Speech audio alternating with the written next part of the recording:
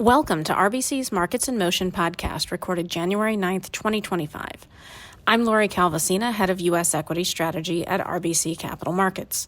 Please listen to the end of this podcast for important disclaimers. Today, an update on our S&P 500 sector outlook for 2025 and the results of the quarterly RBC analyst survey that we just updated in late December.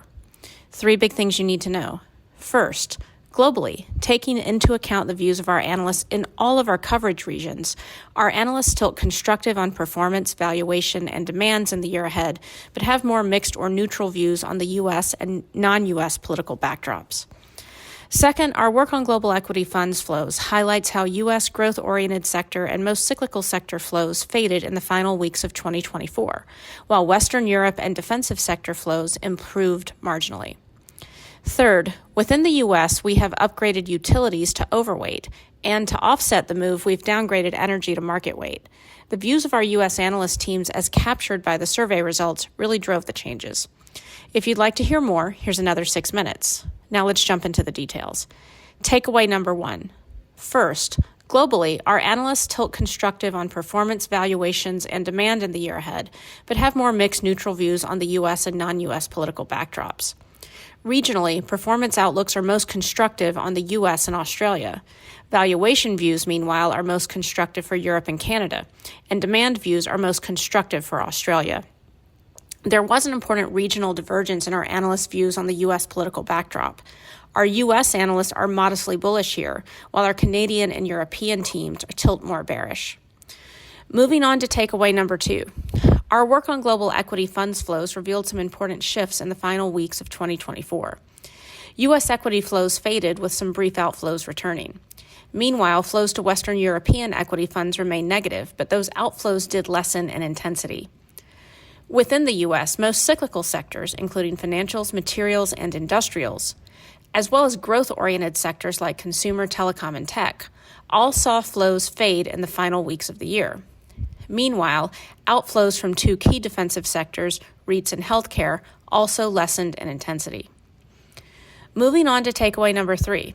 On the back of our survey, within the U.S., we have decided to upgrade utilities to overweight, and to offset the move have downgraded energy to market weight.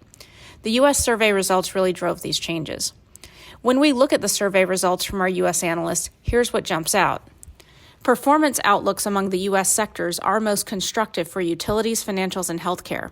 Our analysts are least constructive on performance for real estate. Valuation views in the U.S. are most constructive for utilities as well, followed by energy, and are least constructive for real estate and consumer, discretionary. Demand views are also most constructive for utilities and are least constructive with a negative tilt for both of the consumer sectors as well as materials. On the U.S. political backdrop, our U.S. analysts are most constructive on energy and financials and least constructive for the two consumer sectors. Across all 5 of the questions that we asked in our survey, our U.S. analysts are generally most constructive on, once again, utilities as well as financials and least constructive on consumer staples. As you can tell from everything I just said, utilities kept coming up again and again and again as an area of high analyst conviction and enthusiasm in the survey. This was one of the main things that compelled us to upgrade it from market weight to overweight. With this upgrade, we're designating utilities as our top defensive sector, a statement we think is in order given the recent weakness in the broad market, which may not have fully played out yet. We've had concerns about the valuations of this sector, which have admittedly been slightly expensive on our models. But that concern is outweighed by the enthusiasm for the sector that we saw in our survey results among our U.S. analyst teams, who think valuations are better than our strategy models imply. In terms of our other quant work, EPS and sales revisions for the sector have remained positive. As we discussed sector outlooks with clients in December, it also became apparent to us that utilities is somewhat insulated from some of the big U.S. political debates that will play out in the year ahead on taxes and tariffs. And we are mindful that this sector was one of the best performers within the S&P 500 in 2018 during the China trade war. It's also worth noting that this sector's EPS revisions have historically been less sensitive to a stronger U.S. dollar than other sectors in the S&P 500. As previously noted, to offset the utilities upgrade, we have downgraded energy to market weight from overweight. Unlike utilities, energy is a sector where our U.S. analyst enthusiasm has come down significantly in recent quarters.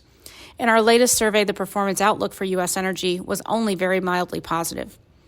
On our own quant work, other pieces of analysis arguing for a downgrade include ongoing challenges with funds flows and weak earnings revision trends. Despite our downgrade, we stress that U.S. energy feels very much like a sector that should be market weight, not underweight. Relative performance has started to improve in recent weeks as geopolitical concerns have been rekindled, and our survey indicates that our U.S. analysts still see valuation appeal in the sector, a conclusion our own quant work agrees with. Our survey work also highlights how our U.S. analysts continue to see energy as having more political tailwinds than other sectors. Note that there are no changes to our other S&P 500 sector views. We remain overweight financials and communication services, underweight REITs and consumer staples, and market weight other GICS Level 1 sectors.